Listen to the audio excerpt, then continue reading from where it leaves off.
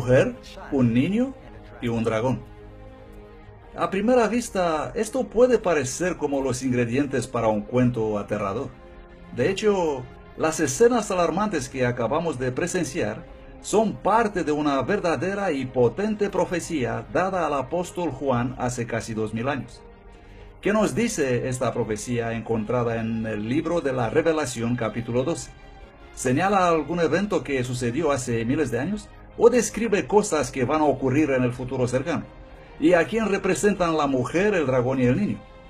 Acompáñenos ahora en un viaje a un mundo que pocos han visto, pero del cual todos pertenecen. La Revelación, la novia, la bestia y Babilonia.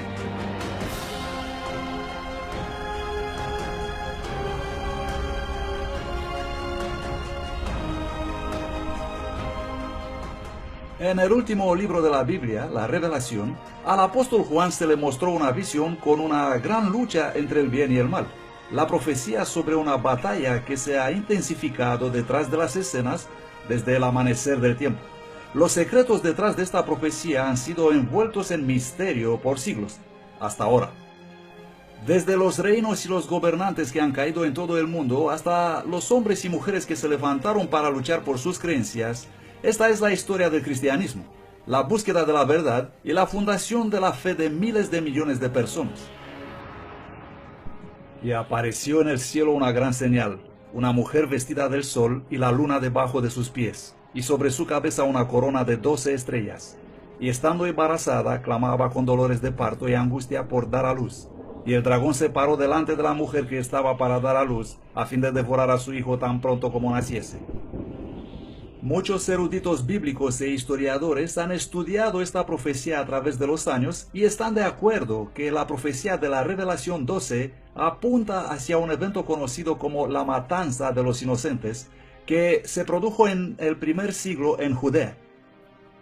En las décadas anteriores al nacimiento de Cristo, el Imperio Romano había conquistado a todo el mundo mediterráneo, incluyendo Judea, y en varios puntos de la historia hubo diferentes gobernadores allí.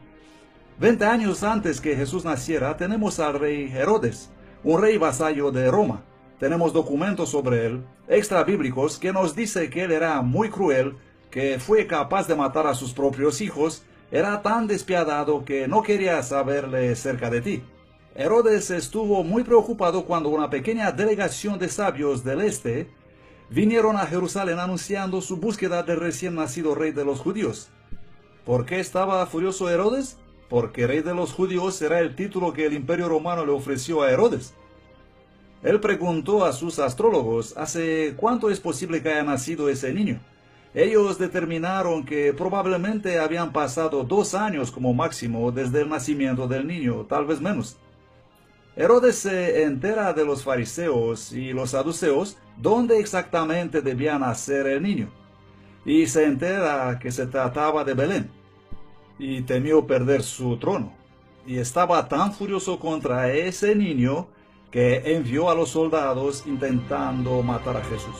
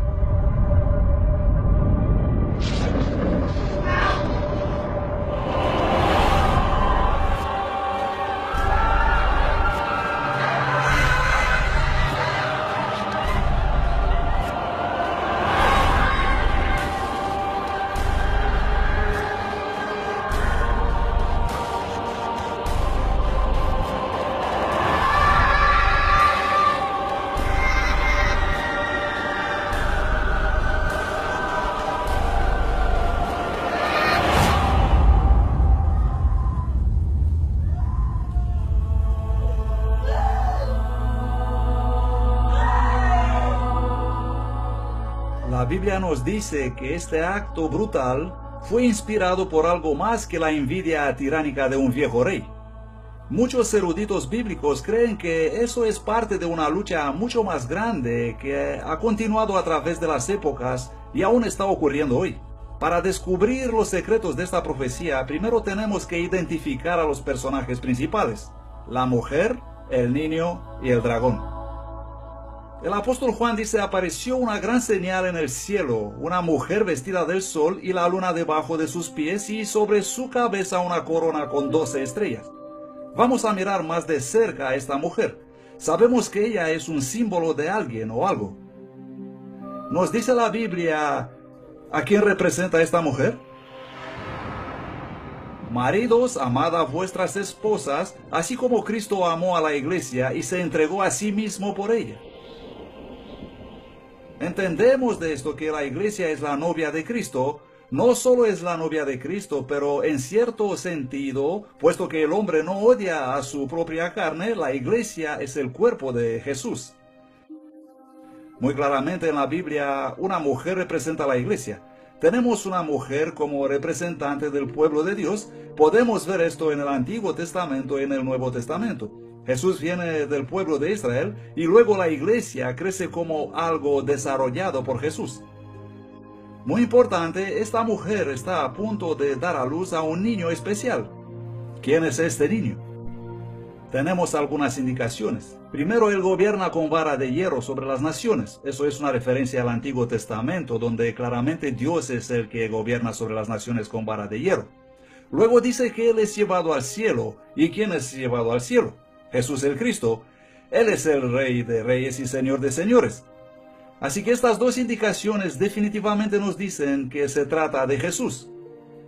Ahora vamos a considerar el archivillano en esta importante profecía, el dragón. Y apareció otra señal en el cielo. He aquí un gran dragón de color rojo encendido. Sabes, me gustaría poder ofrecerte simplemente una teoría imaginaria aquí, pero la Biblia nos dice quién es el dragón. El dragón es el diablo. Tanto en el Antiguo Testamento como en el Nuevo, ¿quién es el destructor? Es Satanás, ya sabemos, el ángel caído, el diablo. Por lo tanto, él ataca tan pronto que Jesús nace en la tierra. Ahí se dirige su ataque. Y el dragón fue arrojado afuera, la antigua serpiente llamada Diablo y Satanás, el cual engaña a todo el mundo.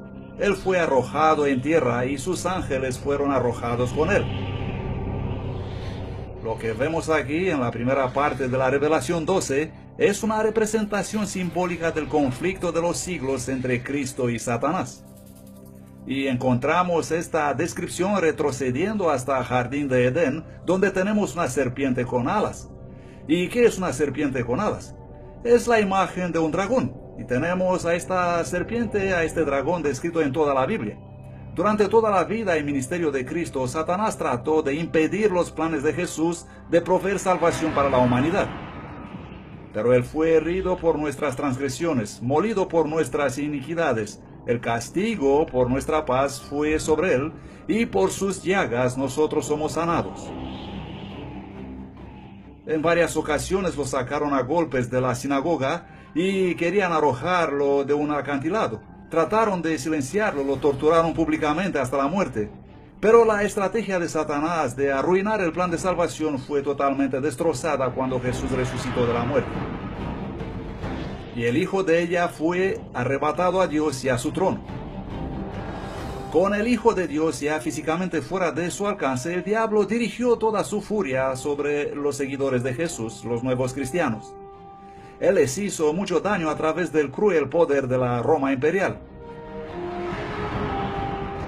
Cuando el dragón se vio arrojado a la tierra, él persiguió a la mujer que había dado a luz al niño varón. El cristianismo era una pequeña minoría perseguida y sufrida que no tenía un estatuto oficial en el Imperio Romano, y hubo una serie de persecuciones, algunas de ellas muy duras. Una de las funciones de la religión en el Imperio Romano era asegurar el bienestar del Estado. La idea era que si los dioses eran adorados de manera adecuada, entonces ellos estarían a favor del imperio. Y si eran adorados inapropiadamente, entonces ellos, ya sabes, cosas malas ocurrirían al imperio como resultado de la ira divina. Los cristianos no querían traer sacrificios a los dioses, y en este momento los dioses incluían el emperador romano.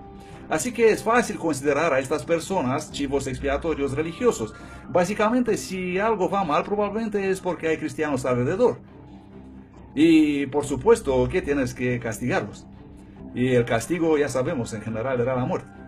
Lo que la gente pensaba era que los cristianos reunidos también parecían hacer amor con sus hermanos y hermanas, porque había rumores de que ellos cometían incesto. Los cristianos solían llamarse entre ellos hermano y hermana, y solían comer la carne de Cristo. La gente escuchaba que aparentemente los cristianos comían niños, y cuando los paganos oían esto, pensaban lo peor, ¿no? Asumían lo peor. Los cristianos son progresivamente despojados de sus cargos civiles, de sus funciones militares, sus libros son confiscados, sus iglesias son destruidas, se les prohíbe reunirse y así sucesivamente, porque existe la ansiedad de que esto está realmente debilitando el bienestar del imperio. Mientras la iglesia primitiva sufría bajo esta persecución devastadora de Roma, sus vidas se convirtieron en un poderoso testimonio para la verdad. Mientras los paganos vivían en constante temor supersticioso, estos cristianos enfrentaban la tortura y la muerte con una paz sobrenatural. Básicamente lo que hizo Nero fue dárselos como comida a los leones. Los ataba a los pilares envueltos en resina y los encendía con fuego usándolos como antorchas humanas para que las fiestas puedan seguir por la noche. Los rompía en pedazos, eran matados por los gladiadores.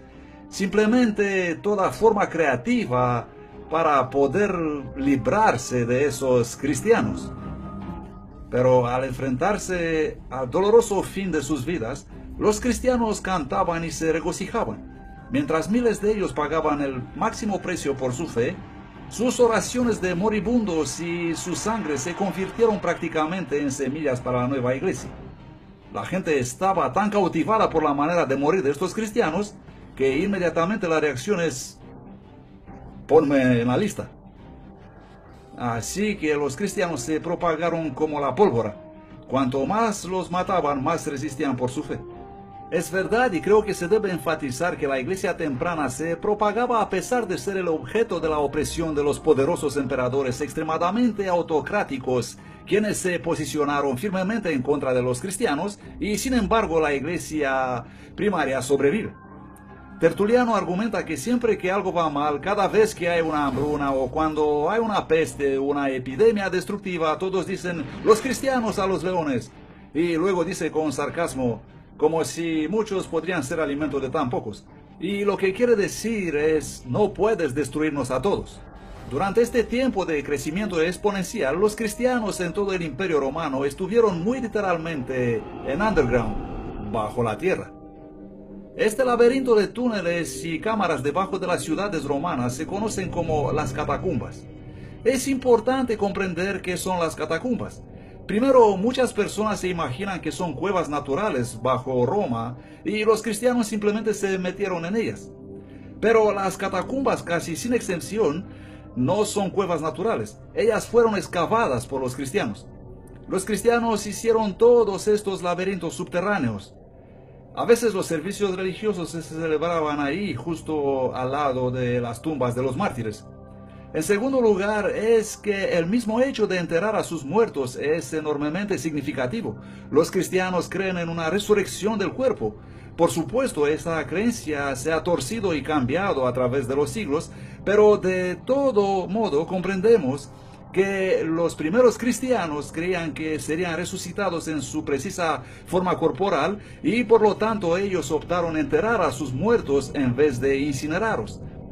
Y entonces, si alguien te ve enterrando a tus muertos, especialmente en momentos cuando existen intensas olas de persecución, era como decirle a la policía: ven a investigarme, es posible que soy un cristiano. En el año 306 después de Cristo, un nuevo emperador romano llegó al poder y las cosas empezaron a cambiar rápidamente. Constantino el Grande fue un hábil líder militar y un político astuto.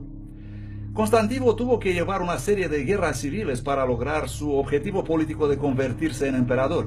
Y ese es su propio objetivo personal y político y no tiene nada que ver con el cristianismo. Él marchó desde Galia, la actual Francia, donde estaba su sede, para enfrentar a su rival Magencio en Italia. Constantino marcha desde el norte y tienes que pensar que hasta Italia hay un largo camino. Él gana una batalla tras otra. Mientras marchaba con su ejército, una noche tuvo un sueño donde Dios vino a él y le dijo: te vas a convertir en un cristiano y pondrás esta señal en tu escudo y vencerás. Poco después de eso, él tuvo otra visión que la historia nos dice que fue vista por su ejército también, no solamente por Constantino. Él miró hacia arriba y vio una cruz brillante encima del sol y las palabras griegas en tu túnica. Con esto vencerás. El cuento de que había tenido este sueño aparece en una etapa relativamente temprana y es descrita por Eusebio. Existen diferentes fuentes, pero parece que Constantino dice: he tenido este encuentro divino y un ángel me ha dicho que por la señal de la cruz voy a vencer. Constantino mandó a sus tropas a adornar sus escudos con el símbolo de la cruz. Su oponente entonces sale de la ciudad para enfrentarse al invasor Constantino y su ejército, que estaba ahora bastante entrenado, ya que habían ganado varias victorias en el camino desde el norte, desde Milano hasta Roma. Magencio cruza el río por el puente Milvio y tiene a Constantino y su ejército enfrente, y el río y la ciudad detrás de él. No es la mejor situación en que puedes estar. Si no puedes derrotar el ejército invasor, no hay dónde retirarte. Por lo tanto, pierde la batalla. Así que para Constantino, quien ciertamente no es todavía un cristiano, esto es algo poderoso porque él mismo cree que el Dios cristiano me ha dado la victoria. El Dios cristiano es más poderoso que estas otras deidades. Constantino hizo el símbolo de la cruz parte de las banderas imperiales y continuó luchando bajo ese símbolo y ganó. Y siendo un buen emperador romano, seguro habrá pensado: si tengo el símbolo de la cruz, estoy en el camino correcto. Así que si eres un pagano y simplemente alguien que está confundido acerca de la religión, tienes este choque de deidades. ¿Y quién llega a estar en la cima? El Dios cristiano. Puedes sacar tus propias conclusiones. Gradualmente, el sentimiento nacional contra el cristianismo comenzó a invertirse.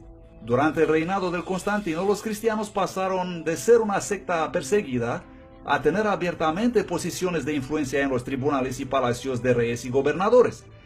Así que una gran parte de la élite, acostumbrados a dirigir las cosas, se convirtieron automáticamente en obispos locales, etc. Ya sabes, se convirtieron al cristianismo.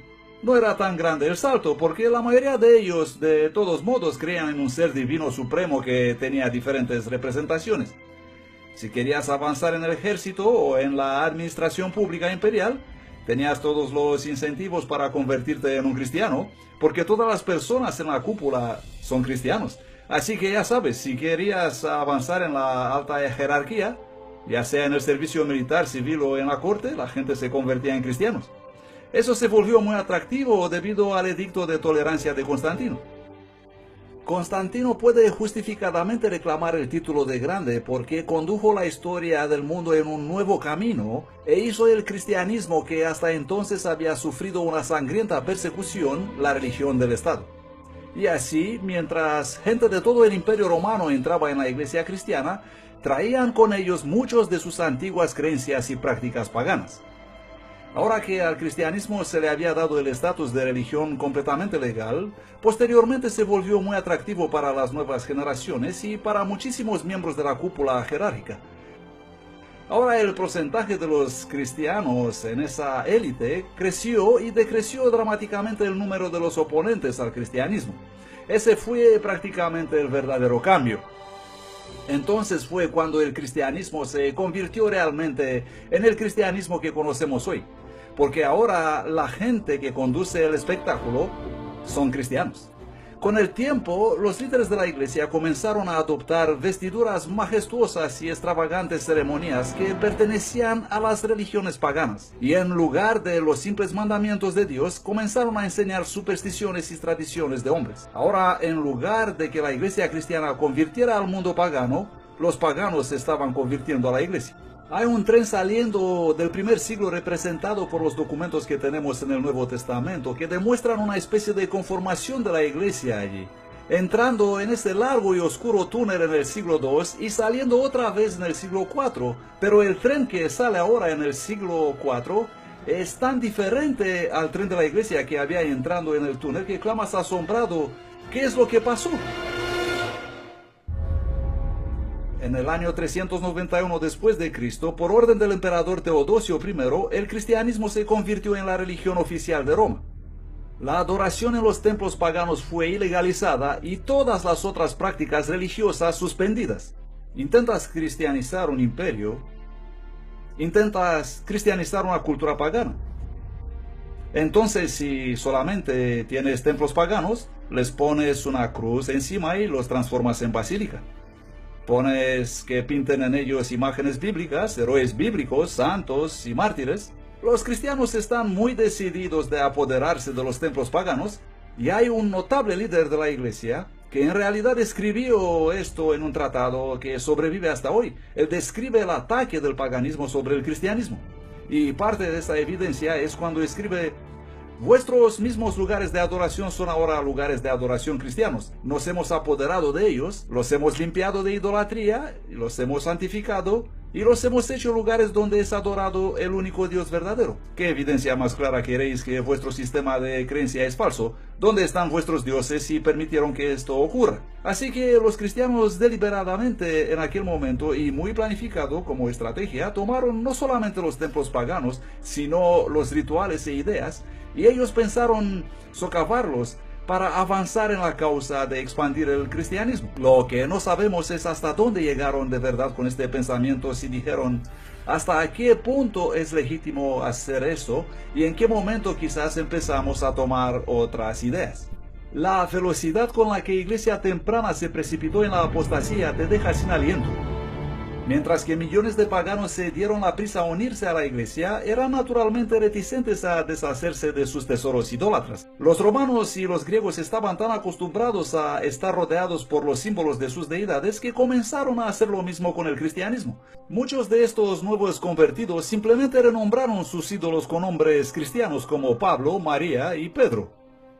Una estatua de Júpiter se convirtió en la estatua de Pedro. Sabemos esto debido a que tiene un disco solar justo sobre su cabeza. Eso nos dice claramente que no se trata de Pedro, sino que es una estatua pagana que fue renombrada. En lugar de Rómulo y Remo, hombre, ¿por qué no poner unos mártires, dos grandes mártires, los hermanos Cosme y Damián, no? Las representaciones de Isis, la cual es originalmente una diosa egipcia, pero que se había convertido en griega en aquel tiempo, se vuelve de repente la representación de María llevando a su hijo. Puedes encontrar la tradición sobre la madre y el hijo a lo largo de toda la historia de la humanidad. Está en el mitraísmo, está en Babilonia, lo tienes hasta muy lejos en Persia. Y así María adquiere las características de estas otras diosas. Isis viste un manto azul oscuro, está casi siempre colocada encima de una luna creciente. Ella es la madre de todos los dioses, está siempre llevando a sus brazos a Horus, su hijo. Esa es la estatua que recibe un nuevo nombre, y ahora su nombre es María llevando a su hijo Jesús. La representación de Dios Hermes se muestra ahora como siendo Cristo el buen pastor. Asclepios es el modelo iconográfico para muchísimas representaciones de Jesús, sí. Un joven y vibrante Dios con el pelo rizado hasta los hombros y una pequeña barba. Pronto las estatuas de los santos e incluso las de Jesús comenzaron a adornar las iglesias. A pesar de que Dios prohíbe claramente esta práctica en los 10 mandamientos, la gente continuamente venera y ora a estos ídolos renombrados. No te harás imagen, ni ninguna semejanza de cosa que esté arriba en el cielo, ni abajo en la tierra, ni en las aguas debajo de la tierra. No te inclinarás a ellas, ni las honrarás. Relacionado con este último punto está la veneración de María, la madre de Jesús. Mientras es cierto que María fue una mujer fiel y muy honrada de ser su madre, las escrituras no enseñan en absoluto que ella debe ser divinizada o adorada. María siempre había sido importante en la historia cristiana antigua, pero en la época de la Edad Media ella fue elevada hasta llegar a ser vista prácticamente como una divinidad. Se llegó a considerar a Virgen María como la que intercede a favor de los seres humanos delante de su supremamente virtuoso y sentencioso y censurador hijo. Una creencia muy extraña, pero es así como se ve ahora la religión. La Biblia no venera a María como un santo especial. Ella es descrita como una mujer pura y piadosa, usada por Dios para dar a luz a Mesías. Sin embargo, en el concilio de Nicea en el año 325, la Iglesia elevó a María a la estatura de una diosa y comediadora con Cristo. Empezando tempranamente al final del siglo IV, las iglesias estaban siendo dedicadas a la Virgen María. Y tristemente, estos no fueron los únicos errores que se deslizaron en el cristianismo en aquella época. Durante la época apostólica, el bautismo era una ceremonia sagrada reservada solamente para los que tenían la edad suficiente para tomar una decisión racional para Cristo. Era un testimonio público de aceptar a Cristo y su perdón. El bautismo representa literalmente estar muertos y enterrar nuestra vida antigua y ser resucitados, nacidos de nuevo para una nueva vida en Cristo. Sucedió con el paso del tiempo una redefinición del cristianismo y se empezó a bautizar adolescentes y luego menores de edad, considerándolos ya listos para hacer el compromiso para la fe. La ceremonia del bautismo se realizaba también en un lago o un río, donde la persona podía ser totalmente sumergida, eso significando que estaba completamente lavada de sus pecados. La práctica del bautismo fue poco a poco alterada por la Iglesia. Cientos de años después de Cristo, el rociar y derramar agua fueron introducidos como una forma más cómoda de bautismo. Esto en realidad debilitó el poderoso simbolismo del servicio y contradice el ejemplo de Jesús, que fue bautizado por inmersión. Y sigue siendo el caso hasta alrededor del siglo XII. Pues en el siglo XII es el tiempo cuando los teólogos están realmente reexaminando la doctrina cristiana y llegan a la conclusión que el pecado original, el pecado que toda la humanidad tiene como resultado de la desobediencia en el jardín de Edén, existe en el alma desde el momento del nacimiento. Era un concepto antibíblico que un niño podría pecar muy pronto después de su nacimiento, y por lo tanto si pecaba estaba en peligro de ir al infierno y arder para siempre en el infierno. Así que la única manera de cuidarlo era bautizarlo, y tenía que ser bautizado en la iglesia. Si no era miembro de la iglesia, era en vano. Así que los teólogos dijeron, tenemos que empezar a bautizar bebés inmediatamente, tan rápido como sea posible después de su nacimiento. Eso por si acaso mueren. Y por supuesto, en aquel tiempo la tasa de mortalidad era muy alta y muchos bebés morían. Otra verdad cristiana que fue alterada por la influencia pagana fue la Cena del Señor. Jesús instituyó el servicio de comunión, también conocido por algunos como la Eucaristía, a ser una hermosa pero sencilla ceremonia donde sus seguidores deberían beber vino no fermentado y comer pan sin levadura. Esos símbolos del cuerpo y la sangre sin pecado de Jesús están diseñados para ayudar a los creyentes a recordar el sacrificio y las enseñanzas de Cristo.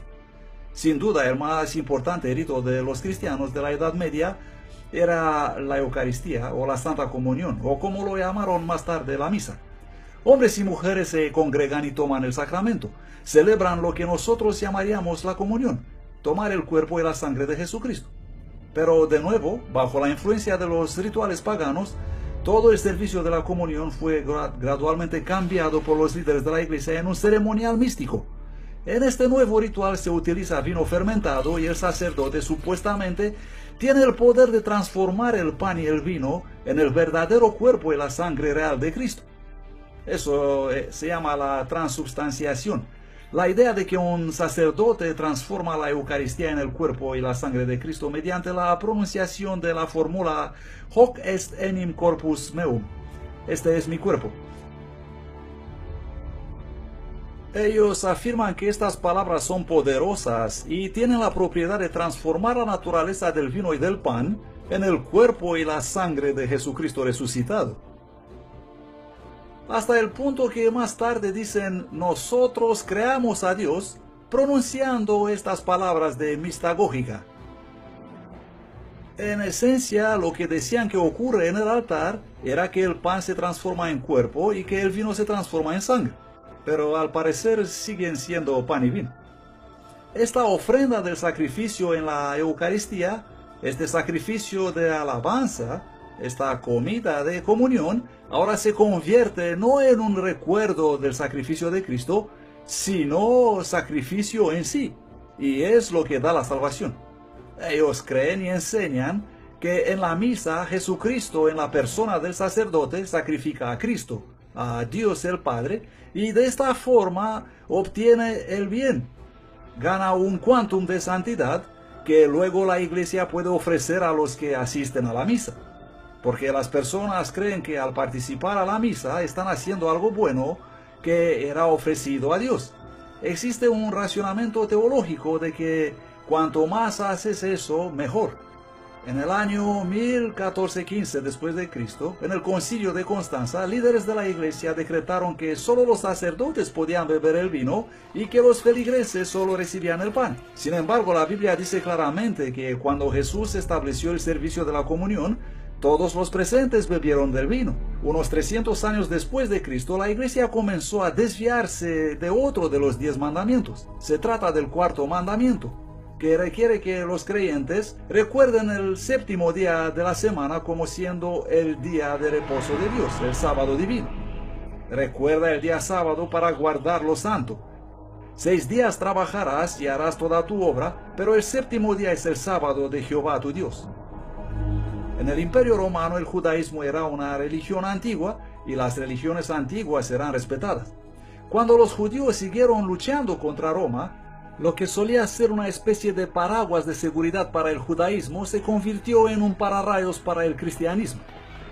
Los cristianos empezaron a negar el judaísmo, los judíos los perseguían y así que los cristianos empezaron a distanciarse de los judíos. Líderes de la iglesia comenzaron a devaluar el sábado del séptimo día de los 10 mandamientos y preferir el domingo romano que era más popular. Algunos cristianos erróneamente pensaron que debían ayunar el sábado, pero que era mejor celebrar el domingo. Eso es lo que hacían los paganos, ayunar el sábado y festejar el domingo. No es un concepto judío, porque los judíos ayunaban el viernes y festejaban el sábado. Era simplemente lo que algunos cristianos pensaban. Por lo tanto, si tienes que ayunar en un día y en otro día puedes festejar, puedes adivinar cuál día será más popular, ¿no? Y Cristo es resucitado en un domingo y existe una tendencia muy natural de gozar y celebrar eso. Hay una tercera razón que es la influencia del culto al sol que se cuela en la iglesia. Y cuando el culto al sol empieza a deslizarse en la iglesia, Constantino puede hacer uso de eso para conducir la iglesia a la exaltación del domingo, el día del sol, como siendo el día cuando la gente debería adorar. Este alejamiento gradual de la ley de Dios con el paso del tiempo se hizo tan ampliamente aceptada que la mayoría de las personas son sorprendidas al enterarse que la observancia del domingo no tiene ningún fundamento en la Biblia. En el año 313, Constantino publicó el Edicto de Milán estableciendo el domingo como día de descanso. La ley dominical del emperador no tenía nada que ver con el cristianismo. En realidad era para honrar al dios del sol greco-romano llamado Helios o Apolo. El emperador Constantino se había convertido supuestamente al cristianismo, pero mantenía también su adoración al dios sol. Él cambió el día de adoración del sábado del séptimo día, que obviamente pertenecía a la tradición judía, al sábado del primer día, el día del dios sol, el domingo. Y desde entonces los cristianos, una gran parte de ellos, la mayoría, guardaron como día de adoración el día del sol en vez del día del sábado.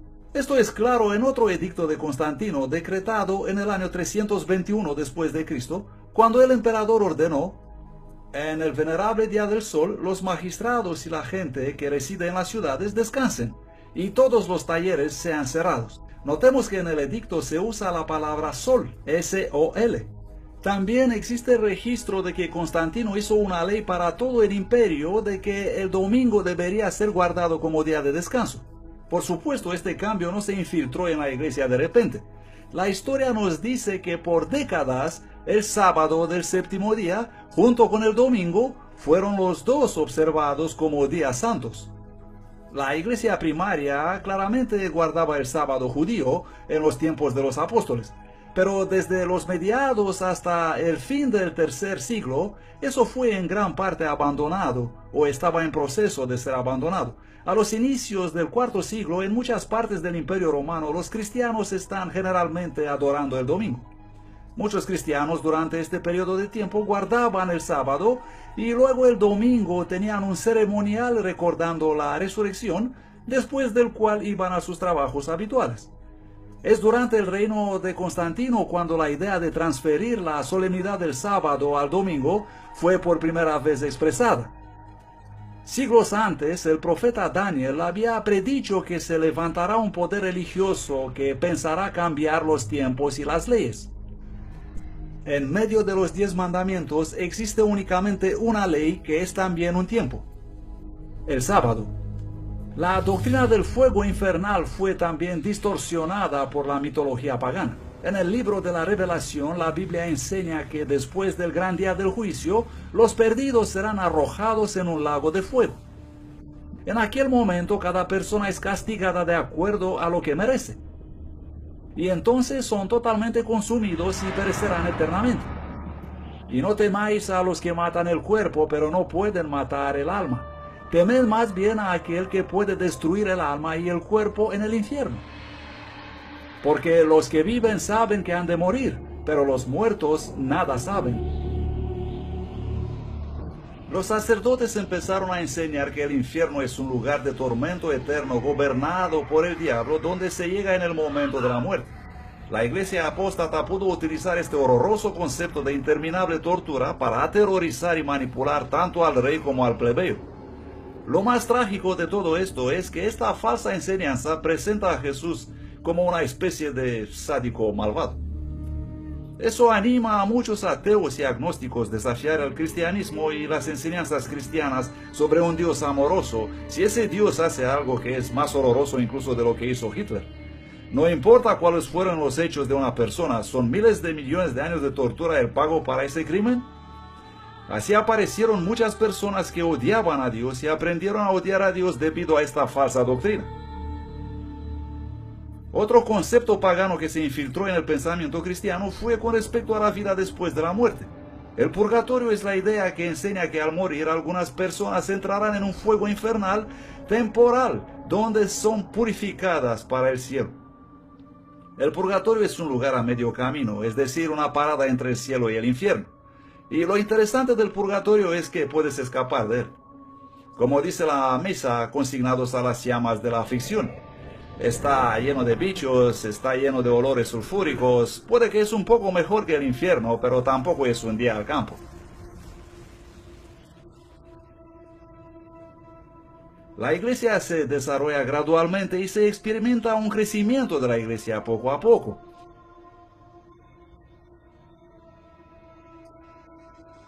La idea es que todo el que muere con sus obras de penitencia incompletas probablemente tendrá que pagarlas en algún lugar de sufrimiento post-mortem. Ellos sufrirán a fin de que sean purificados, depurados de sus pecados y ofensas que han cometido en la vida. La gente medieval creía que todos serán salvos y redimidos si fueran miembros bautizados de la iglesia. Pero todos también tendrán que hacer penitencias por los pecados que han cometido y que no han confesado, pasando algún tiempo en el purgatorio. Así que el verdadero objetivo es entonces reducir el tiempo de estancia en el purgatorio. Mucha gente confunde el purgatorio con el infierno pensando que se puede salir del infierno, pero eso no es posible. Si vas al infierno, ahí estás. Eres considerado muy malvado y simplemente estás perdido. Pero la mayoría de la gente tiene un montón de cosas malas, todos somos malos. Entonces, ¿cómo podemos ser buenos para el paraíso? Tenemos que depurar el mal fuera de nosotros y es así como apareció la palabra purgatorio. Por lo tanto, la mayoría de los cristianos creen que sus familiares sufren en el purgatorio y el purgatorio no es un lugar agradable. Puedes estar ahí miles de años. La idea del purgatorio existía muchos siglos antes del tiempo de Jesús. Escritos de Platón de los años 400 a.C. nos ayudan a esclarecer de dónde viene este concepto de purificación y castigo. Sin embargo, el purgatorio no fue considerado un lugar real hasta siglos después. Entre los años 1160 y 1180 después de Cristo, los teólogos desarrollaron la doctrina del purgatorio, conduciendo a la aceptación formal de esta falsedad en el Segundo Concilio de León en el año 1274.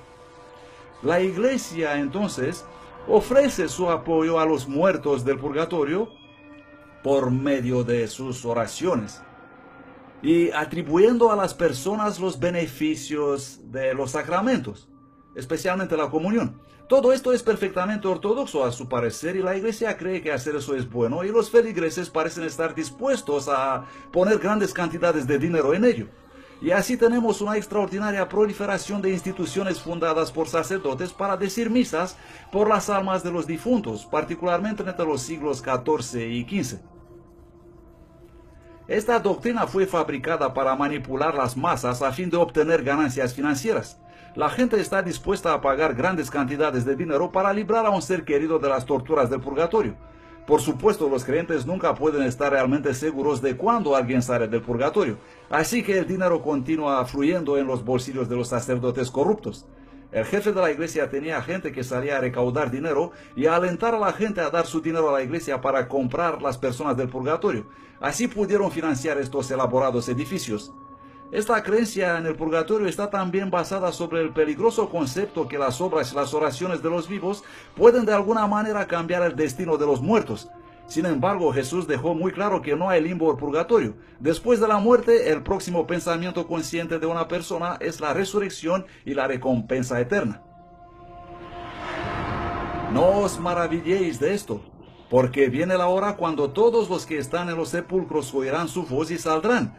Los que hayan hecho bien a una resurrección de vida y los que hayan hecho el mal a una resurrección de condenación. Central en el mensaje del Evangelio está la enseñanza de cómo obtenemos el perdón. Esta fue otra gran verdad bíblica que sufrió cambios durante esta etapa de compromiso.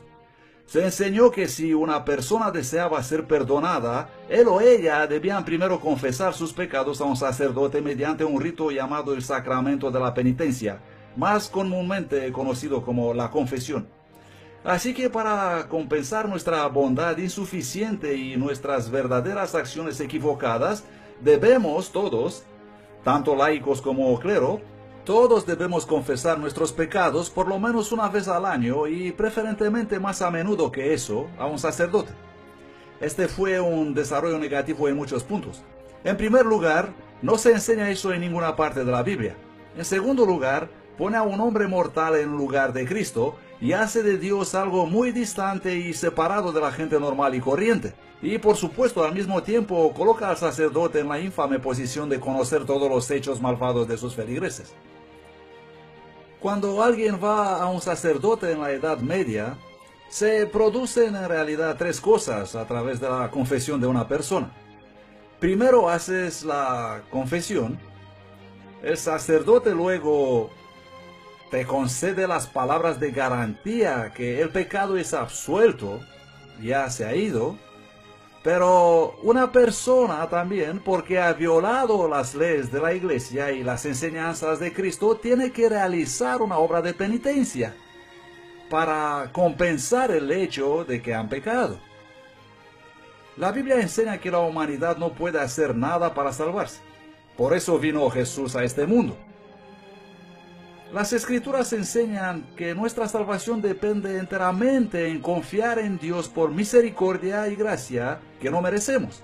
Es un magnífico regalo que nunca puede ser ganado por nuestros esfuerzos o buenas obras. Incluso la obediencia de Dios viene por medio del don de su gracia. La doctrina de salvación por la fe del Nuevo Testamento es ampliamente enseñada y comprendida hoy, pero durante la oscuridad de la Edad Media fue muy fácil convencer a las masas analfabetas que tenían que realizar buenas obras para ganar el favor de Dios. A la gente se les enseñaba que un pecador, a fin de obtener alguna esperanza de apaciguar a Dios, él o ella necesitaban pagar grandes sumas de dinero, realizar dolorosos actos de penitencia o hacer alguna cansada peregrinación. Esto a menudo incluía una obligación de recitar ciertas oraciones una y otra vez como requisito para obtener el perdón. 40 Ave Marías, 10 Padres Nuestros y poner una moneda en el cajón de las colectas. Para las religiones paganas del mundo, la idea de oraciones o cantos repetitivos no era nada nuevo. Se creía que se podía apaciguar o influenciar a los dioses con el constante eco de las oraciones o al usar palabras mágicas especiales. Jesús nos advirtió claramente en contra de esta forma de oración.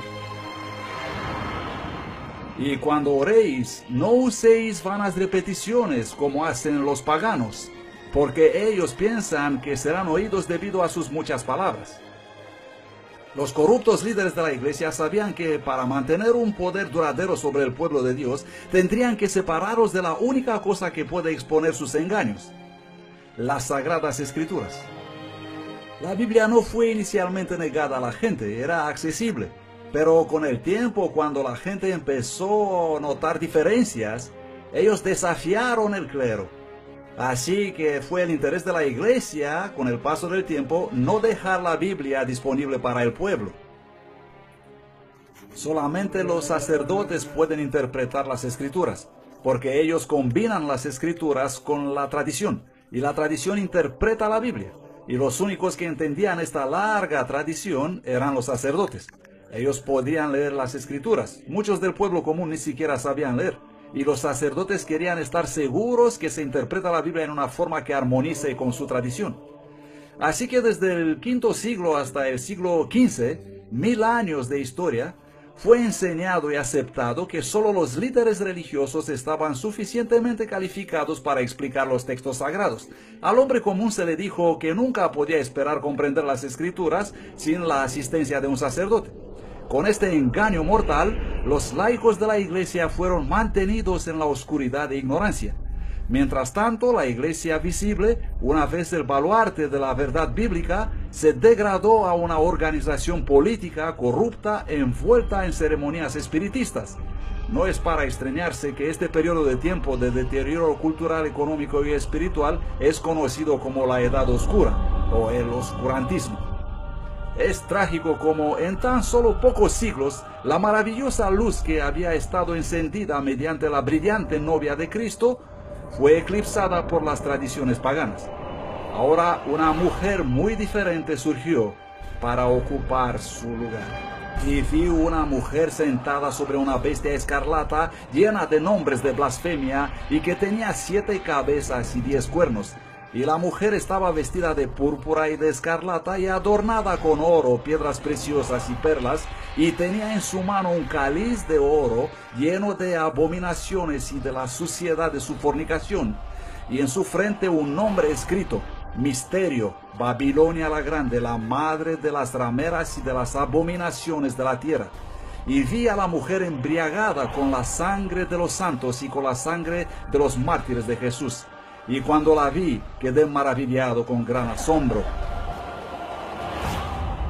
En la Revelación capítulo 17, Juan ve a una mujer descrita en un modo totalmente distinto de la mujer pura de la Revelación 12. ¿Quién es esta nueva ramera sanguinaria y qué hay sobre la extraña bestia que ella está montando?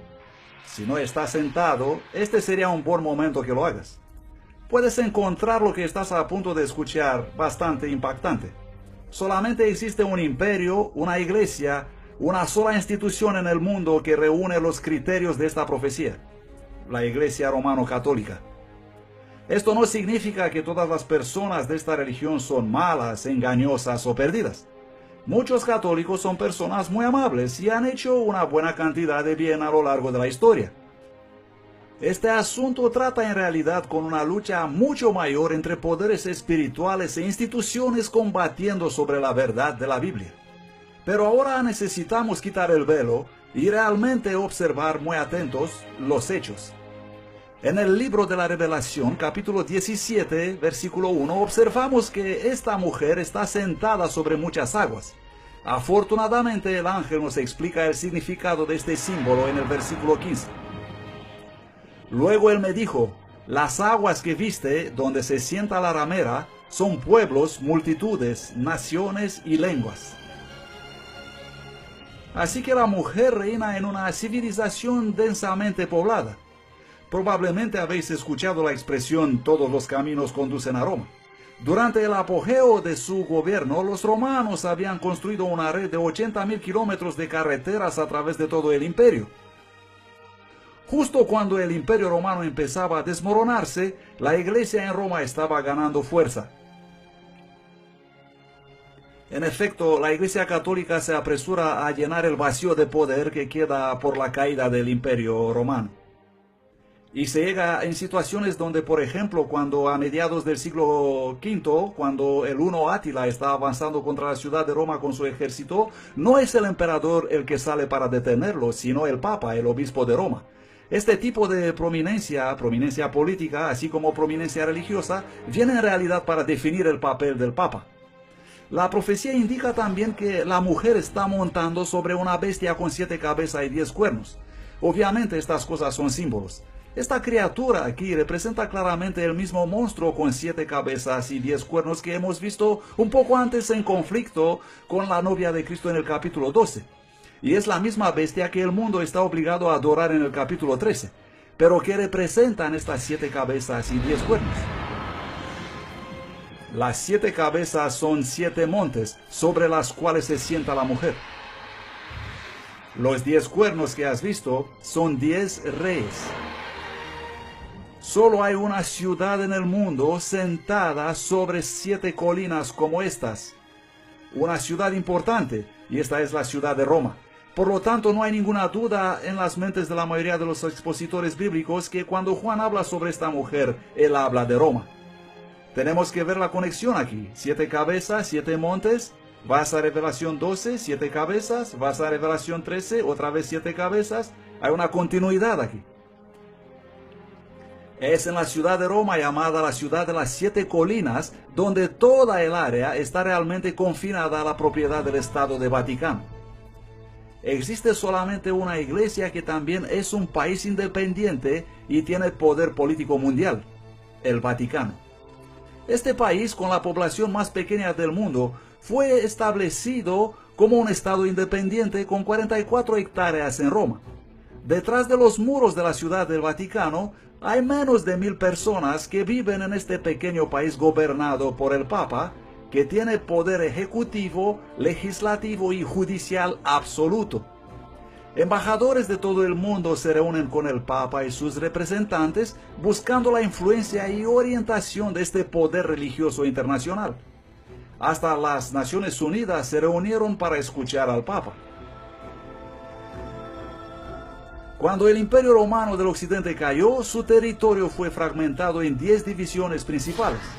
Los 10 cuernos representan a los 10 reyes o reinos formados por la división final de la Roma imperial. Los 10 cuernos son la descripción de Roma que se dividió en 10 reinos más pequeños. A lo largo de la historia, el catolicismo ha dominado muchos reinos. Tenemos la iglesia cabalgando sobre un poder político. ¿Comprenden? Porque la mujer cabalga sobre la bestia. Y del mismo modo, por muchos siglos la iglesia estuvo en control. Tenemos una unión entre la iglesia y el Estado. Los nombres de blasfemia son otro elemento clave en esta profecía que apunta directamente a la iglesia romano-católica. Nosotros ocupamos en esta tierra el lugar de Dios Altísimo. Esto pone a un hombre mortal en la posición de Dios y es como consecuencia la definición exacta de blasfemia. No se pretende con esto cuestionar la sinceridad de ningún papa en modo específico, pero la profecía está señalando la función que él tiene y la institución que se representa. Y también la mujer está vestida de colores únicos. Ella viste colores específicos que se mencionan aquí, que ya no es el blanco. Ahora tenemos colores específicos que representan con mucha claridad dos cosas, la realeza y la prostitución. Y colores específicos que podemos ver apareciendo en la iglesia cristiana histórica más tarde. Son los colores de los sacerdotes de la iglesia cristiana histórica. Estos no eran solamente los colores principales de los césares romanos, pero según la enciclopedia católica, púrpura es el color oficial de los obispos y escarlata de los cardenales.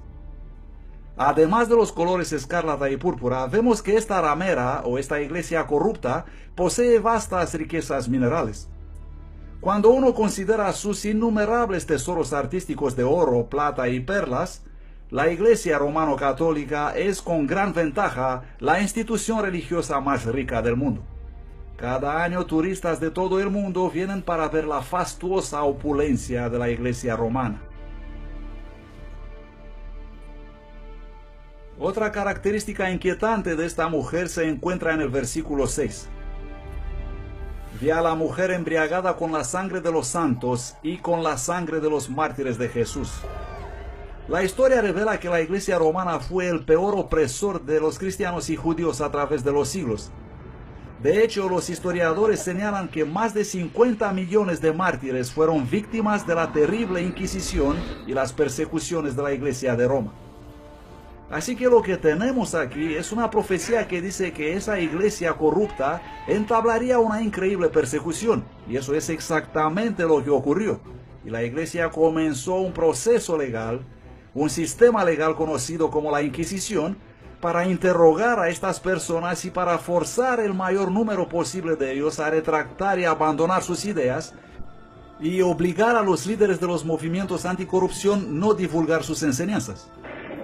El mayor número de asesinatos que se ha registrado jamás ocurrió cuando la iglesia persiguió a los que no estaban de acuerdo con sus falsas enseñanzas, y este estado de cosas y de represión continúa a lo largo de la Edad Media. Así que esta mujer o iglesia es un poder perseguidor que oprime a los verdaderos seguidores de Cristo. Vamos a conocer a algunos de los valientes que arriesgaron sus vidas hablando en contra de las corrosivas influencias paganas y por compartir la palabra de Dios en este tiempo de oscuridad espiritual. El pueblo que andaba en tinieblas vio gran luz. Los que moraban en tierra de sombra de muerte, luz resplandeció sobre ellos. Viviendo en Lyon, Francia, hubo un joven que alteraría el curso de la historia cristiana. Pierre Valdo, también conocido como Valdés. Un joven comerciante muy rico y educado tuvo una experiencia que le cambió la vida. Un amigo joven de Valdo murió repentinamente. Dándose cuenta de la brevedad de la vida y la vanidad de los tesoros mundanos, Valdo toma la firme decisión de abandonar todo por Cristo. Él dio sus riquezas a los pobres y se convirtió en un predicador itinerante. Valdo enseñaba que la Biblia debe entenderse literalmente y proclamada liberamente a todos los pueblos en su propio idioma. Animaba a los creyentes a vivir vidas de sencillez y modestia y al mismo tiempo denunciaba valientemente los abusos de los sacerdotes. Por el año 1170, Pedro Valdo había reunido un gran número de seguidores que eran llamados los pobres de Lyon o los valdenses. Pedro Valdo es considerado por los eruditos convencionales como el fundador de los valdenses, un grupo de creyentes en la Biblia que vivían en Francia e Italia. Él era un creyente católico quien fue inspirado por la predicación de la iglesia primaria. Él instruyó un grupo de predicadores que viajaban enseñando el Evangelio y hablaba en contra de la transubstanciación y la misa, aunque también había entonces algunos valdenses que iban a la misa y asistían a esa adoración falsa. Una vez que los inquisidores oficialmente entrenados aparecieron por Europa, ellos empezaron a encontrar personas llamadas valdenses, seguidores de Valdo, por todas partes. Así que esparcidos por Europa había estos pequeños grupos de personas, simples creyentes, que habitualmente asistían a los cultos de la Iglesia romano-católica en la mayor parte del año, pero una o dos veces al año recibían la visita de los pastores valdenses que llegaban para hablarles. Donde quiera que iba, Pedro Valdo vio a la gente hambrienta de verdad. Él creía que había hambre en la tierra por la palabra de Dios, así que Valdo le pagó a un clérigo para ayudarle en la traducción del Nuevo Testamento al francés vernáculo. El relato es que Valdés encargó 2 personas, eruditos religiosos, en Lyon, para preparar una traducción de varias partes de la Biblia y algunos dichos de los padres de la Iglesia en la lengua vernácula, que era algo entre francés y provenzal, un poco difícil de describir hoy. Pero parece haberse establecido una tradición que las comunidades valdenses intentarían obtener copias de las escrituras en la lengua común del pueblo. Ellos llevaban copias de la Biblia con ellos, eran comerciantes, vendedores y compartían las escrituras con la gente por donde pasaban. Existen referencias de que ellos enviaban a sus jóvenes a las grandes universidades y colegios del país para que compartan su fe allí y también para que puedan obtener una buena comprensión de la teología contemporánea y usarla para alcanzar comunidades más grandes. Pero la Iglesia romana no podía tolerar por mucho tiempo esta libre predicación del Evangelio por campesinos. Durante el tercer concilio de Letrán en 1179, las ideas de Baldo fueron condenadas oficialmente como herejía, y poco después él y sus seguidores fueron excomulgados. Expulgados de Lyon, los valdeses se establecieron en los altos valles de Piamonte y en los Alpes franceses. Aquí, entre sus familias, la Biblia fue hecha el estudio principal. Los evangelios de Mateo y Juan eran completamente memorizados, junto a muchas de las epístolas. Al no tener imprenta, los valdenses eran frecuentemente ocupados en copiar a mano las escrituras. Conocidos por su adhesión estricta a la Biblia, estos predicadores laicos difundían sus enseñanzas en todos los lugares, mientras viajaban como vendedores ambulantes. Para evitar ser arrestados, ellos ponían las copias de la Biblia en el foro de sus prendas y las compartían cuidadosamente cuando encontraban a un corazón dispuesto. Incluso después de la muerte de Pedro Baldo en 1218, la Iglesia romana continuó ferozmente perseguir a los valdenses.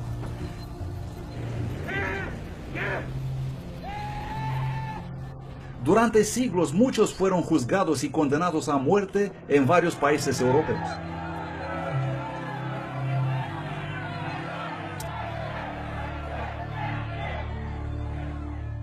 El Espíritu Santo inspiró a muchos dentro de la iglesia, quienes valientemente se levantaron y militaban para la reforma.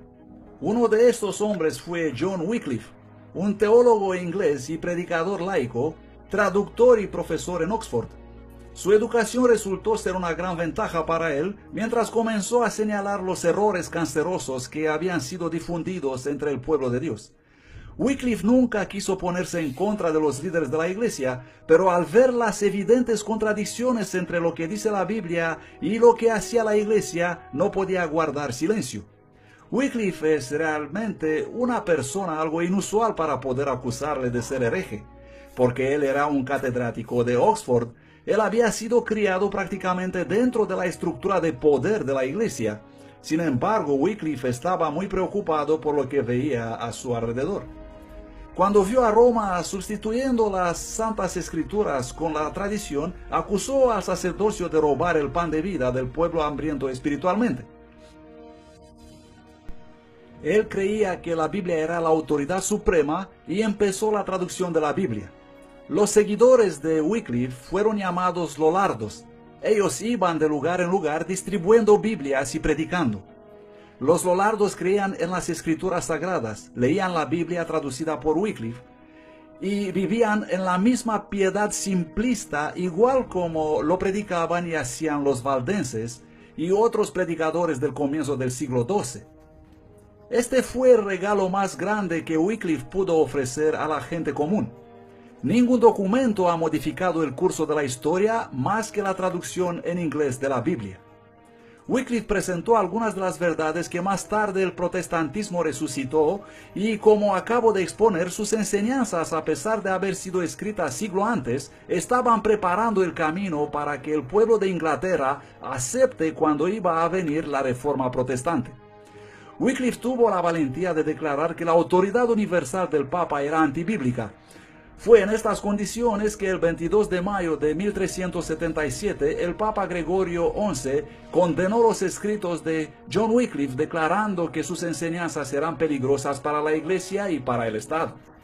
Wycliffe continuó enseñando la salvación únicamente por medio de Cristo y que las Escrituras eran infalibles, no la Iglesia romana.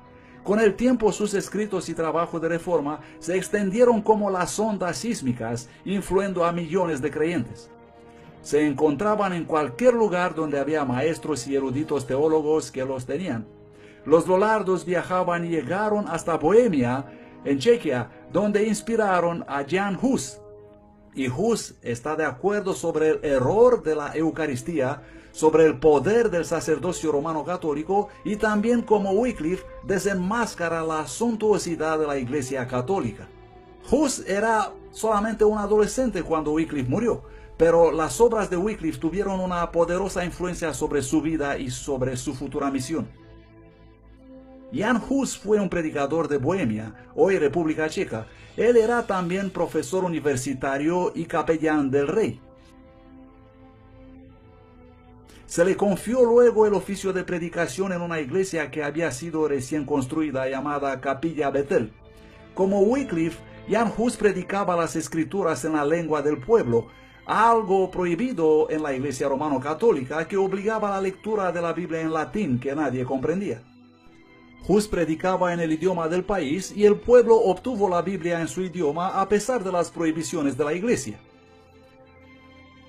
Y fue en estas circunstancias que él entró en contacto con las enseñanzas de Wycliffe, y lo impactó favorablemente el desacuerdo sobre la transustanciación, sobre la fastuosidad y la influencia de la Iglesia. Caminando un día por la ciudad, Hus vio dos hombres que exponían un par de pinturas como una forma de protesto silencioso. Los cuadros presentaban dos escenas distintas. En uno estaba la imagen de Jesús solo, entrando humildemente en Jerusalén, seguido por sus discípulos cansados del viaje. En la otra pintura se mostraba la imagen del Papa vestido en ricas y lujosas ropas, transportado en una plataforma y seguido por una majestuosa procesión.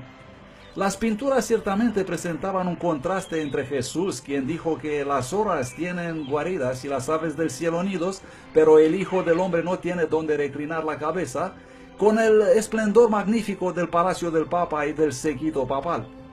Movido por estas evidencias, Hus comenzó a denunciar públicamente el orgullo, la ambición y la corrupción del clero, y sin temor hizo un llamado para la reforma en la Iglesia. Si debes interpretar la Biblia de acuerdo con la verdad, y la verdad es lo que dice la Iglesia, ¿cómo puedes entonces corregir los errores en la Iglesia? No puedes hacer nada. No existe corrección para la Iglesia. Y ese es el fundamento del error, que permite a la Iglesia Católica empezar con los errores y seguir con los errores. Jan Hus fue llamado a Constanza, en Alemania, para defender su crítica contra la Iglesia de Roma. Segismundo, el rey de Hungría y más tarde del Sacro Imperio Romano, le garantizó un pasaje de seguridad, algo como inmunidad diplomática. Pero inmediatamente que Hus llegó en la ciudad, él fue arrestado y puesto en el calabozo en el castillo Gottingen. El rey Segismundo estaba muy enfurecido por la detención de Hus y amenazó al concilio de la Iglesia. Pero el concilio convenció al rey de que las promesas hechas a un hereje no tenían que ser respetadas. El 6 de julio de 1415, el concilio se reunió en la catedral después de la misa y la liturgia, y Jan Hus fue entonces traído al juicio. Se le pidió defender sus posiciones. Al defenderlas, se le encontró expresando herejías, y por lo tanto él fue condenado y juzgado por herejía. Entonces los guardias llevaron a Hus para ser ejecutado. En el lugar de su ejecución, Hus se mantuvo firme. Mientras las llamas se levantaban sobre su cuerpo, él fue capaz de elevar su voz en canto.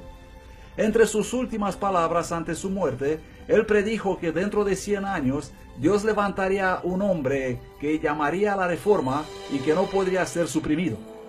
Criado en un humilde hogar de Mansfeld, Alemania, Martín Lutero, teólogo, autor, compositor y sacerdote católico, fue sin duda el más conocido reformador religioso del siglo XVI. Lutero nació el 10 de noviembre de 1483, unos 70 años después del martirio de Jan Hus. Nacido en una familia trabajadora de clase media, con varios hermanos y hermanas, Lutero desarrolló un firme carácter y personalidad.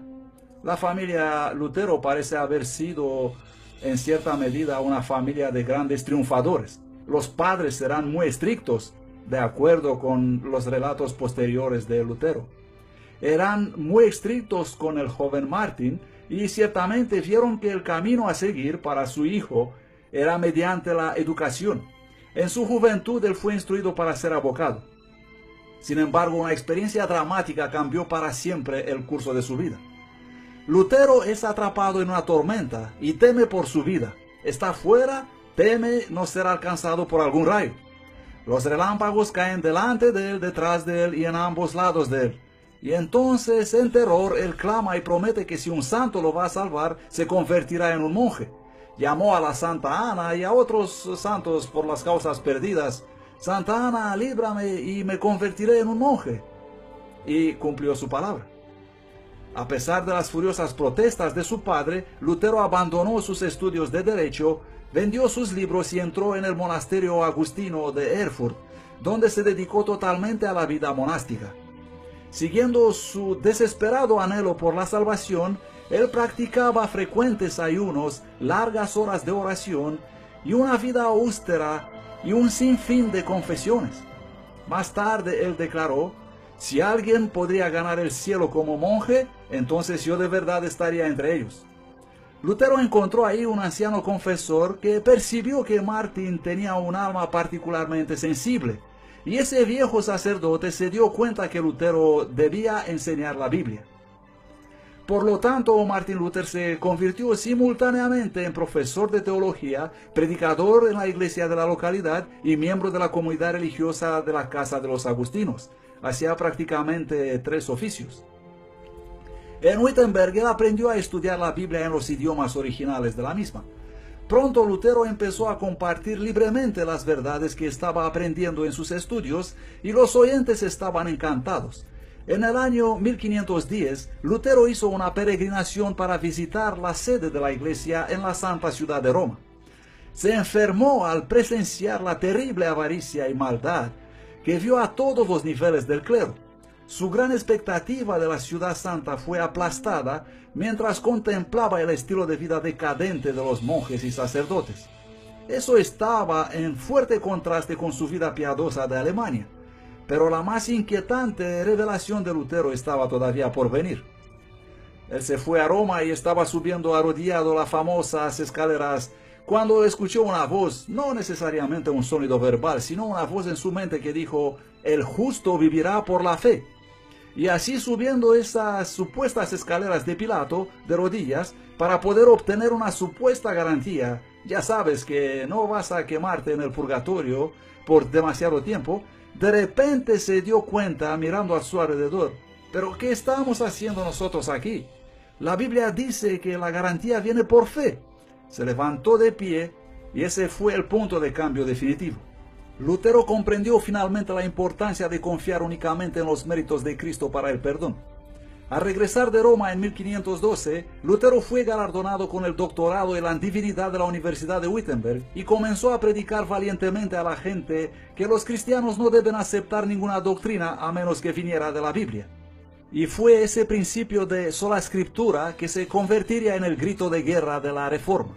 En una serie de 3 tratados en 1520, Lutero presenta el concepto que ahora, debido a que la tradición de la Iglesia se ha vuelto tan corrompida por los inventos humanos, es cuando la Iglesia solo debe seguir el testimonio de las Escrituras.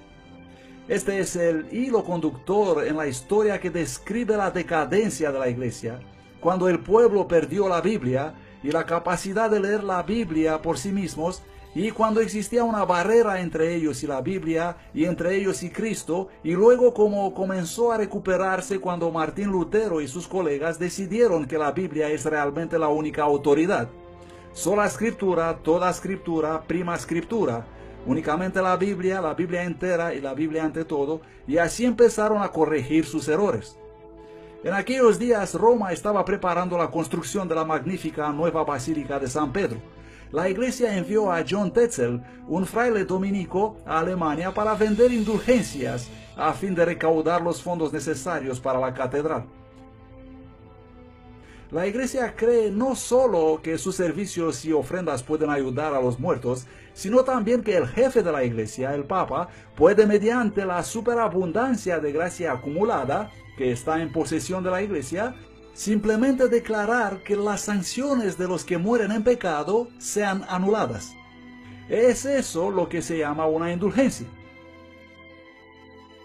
La indulgencia completa, plenaria, absuelve a la persona de todos los pecados que habrá cometido hasta ese momento y así te hace evitar, de acuerdo a la enseñanza de la Iglesia Católica, el purgatorio e ir directamente al cielo. Al final de la Edad Media, la Iglesia tiene claro en su cabeza que puede decir a la gente que si quieres hacer una ofrenda a la Iglesia te dará una indulgencia conforme a tu ofrenda para ti o para tus muertos, parientes, familiares, amigos, tus seres queridos. Y esos seres queridos escaparán de los sufrimientos del purgatorio, supuestamente de manera inmediata. Eso se convirtió entre los siglos XIII y XIV en una creencia muy popular y la gente clamaba por indulgencias. Cuando Lutero supo que sus feligreses compraban indulgencias, estuvo muy indignado.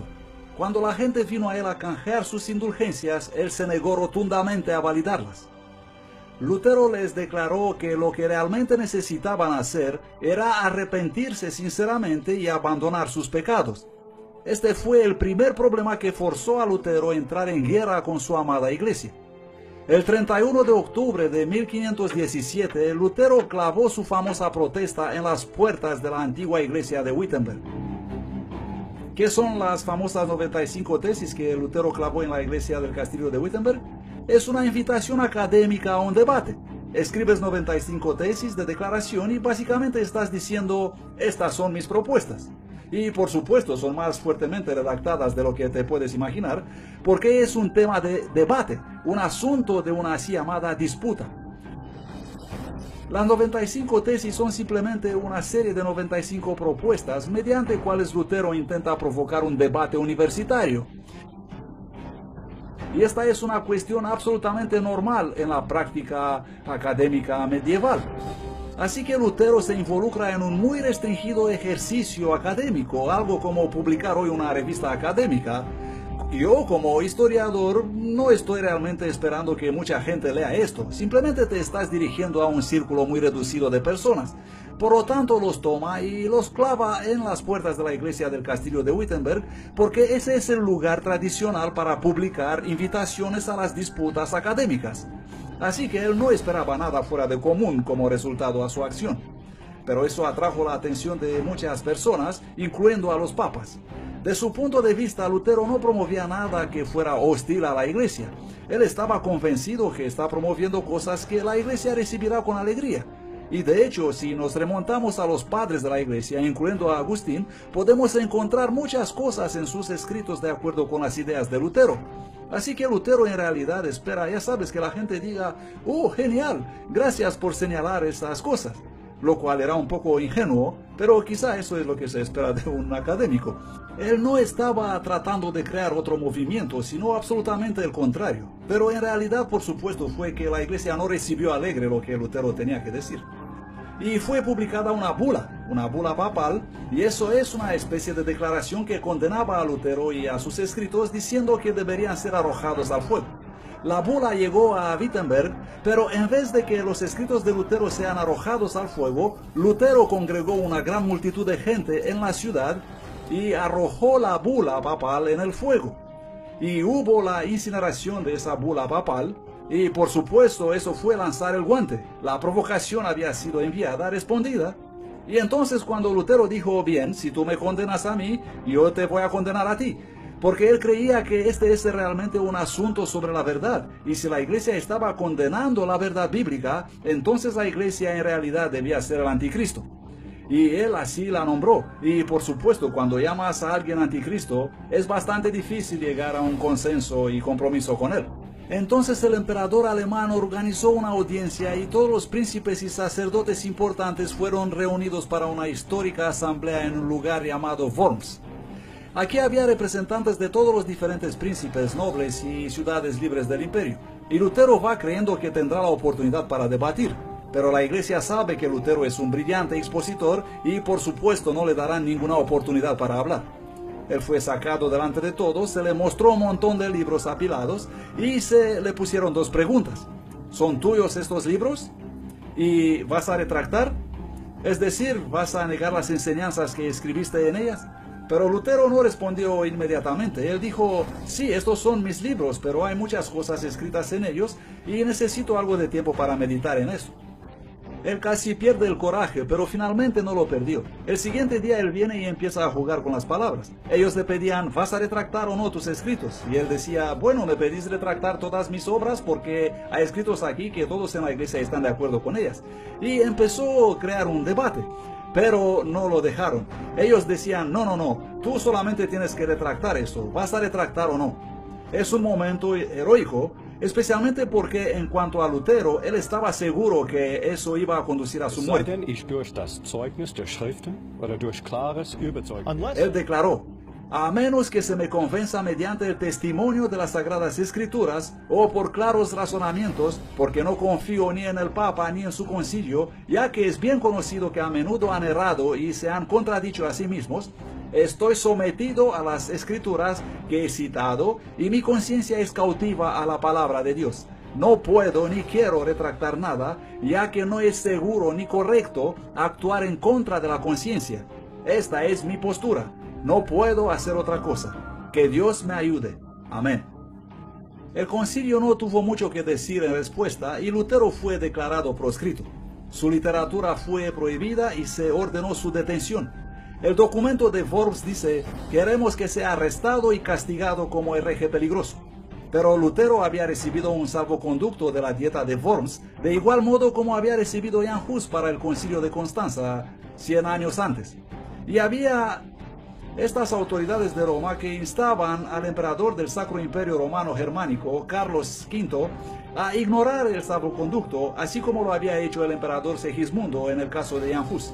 Pero Carlos V no quería ser conocido como el segundo emperador que había incumplido la promesa de un documento de seguridad. Y por esta razón, o por otras tal vez, él permitió a Lutero abandonar la ciudad y volver a casa. El pensamiento era que probablemente alguien lo va a matar en el camino, porque se había puesto un buen precio por su cabeza. En vez de eso, Lutero es secuestrado por un grupo de hombres armados que en realidad trabajaban para Federico el Sabio, quien había decidido que tiene que poner a Lutero fuera de la circulación por un tiempo, escondiéndole en el castillo de Wartburg, solamente siendo el elector quien sabía eso, todos los demás no teniendo ni idea de lo que habrá pasado con Lutero. Muchos pensaron que había muerto.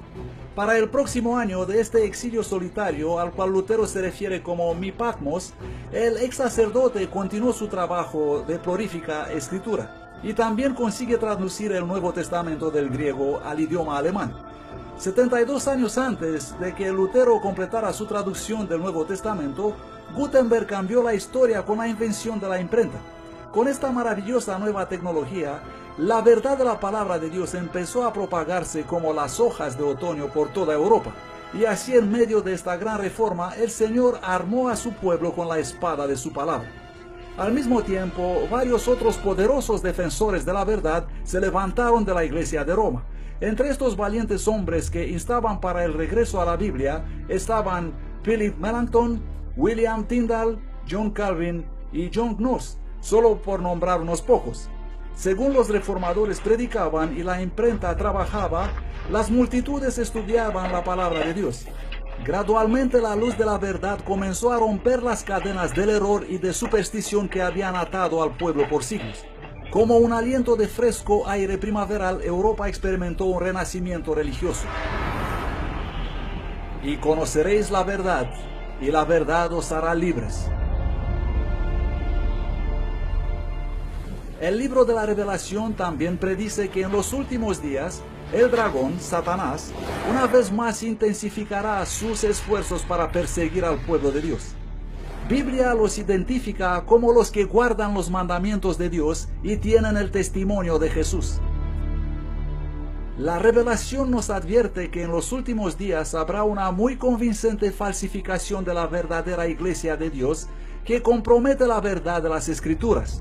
Jesús advierte que engañará al mundo entero.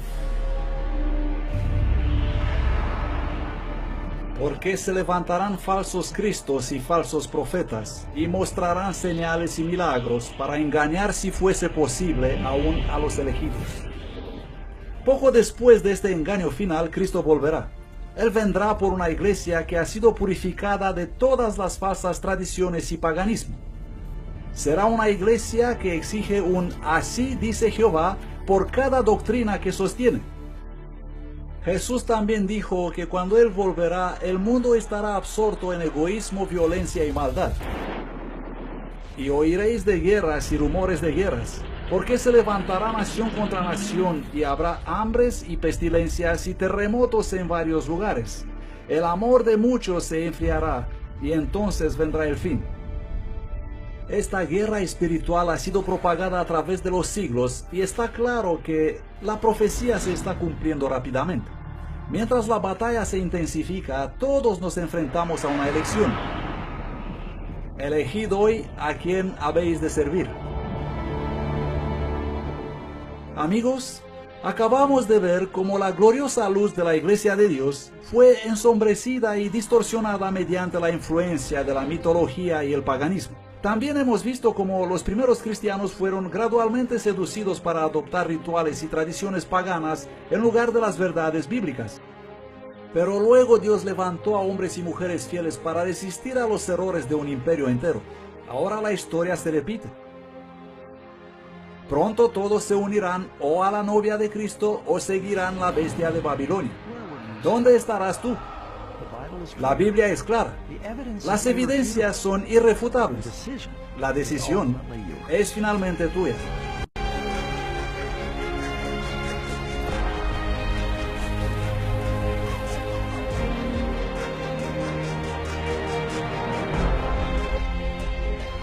Seguramente yo vengo pronto.